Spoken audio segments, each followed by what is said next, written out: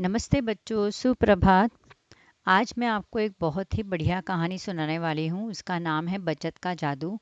और ये कहानी सुनाने का मेरा ये उद्देश्य है कि आपको पता चले कि किस प्रकार रीडिंग करनी चाहिए।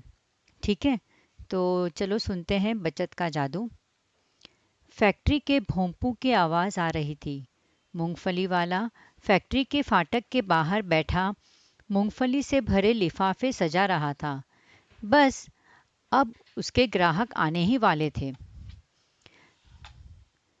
तभी कई श्रमिक बाहर निकले।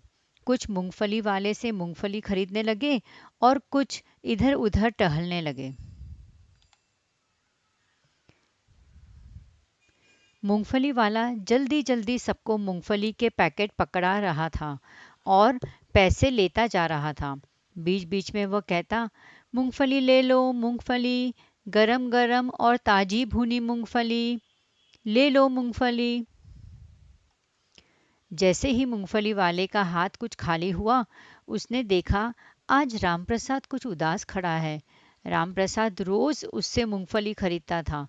दोनों में कुछ जान पहचान हो गई थी। वे एक दूसरे का हालचाल भी पूछते रहते थे। मूंगफली वाले ने पूछा, क्यों भाई रामप्रसाद, आज मूंगफली नहीं लेनी? इतने उदास क्यों हो? सब ठीक ठाक तो है? हाँ हाँ, कहते हुए रामप्रसाद ने हाथ के पैसे आगे बढ़ाए।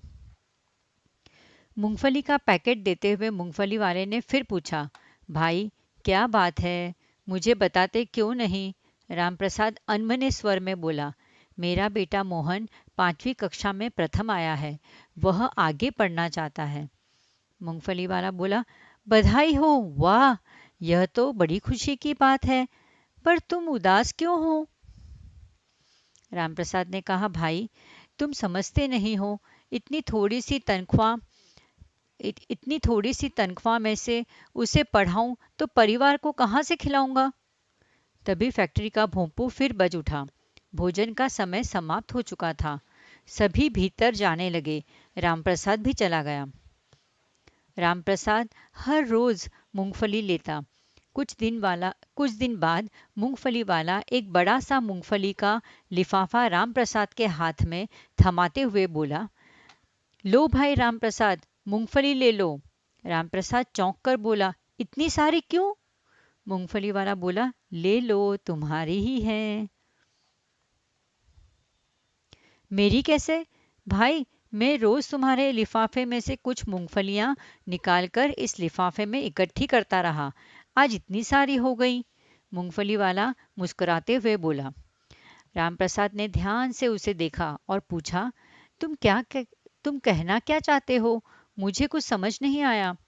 मूंगफली वाला बोला, भाई इसी तरह खर्च में थोड़ी थोड़ी कटौती करके तुम अपने बच्चे को पढ़ा सकते हो। यह है बचत का जादू।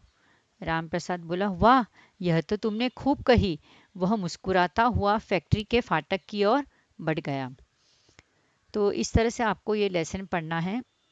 अब मैं आपको दूसरे वीडियो में ये पाठ को समझाते हुए मैं आपको रिकॉर्डिंग भेजूंगी। ठीक है बच्चों, इस तरह से आप 2-3 बार मेरे वीडियो के साथ आप रीडिंग कीजिए, जिससे आपकी रीडिंग अच्छी हो जाए। ठीक है बच्चों, मुझे आशा है आप काम करेंगे। धन्यवाद। बाय।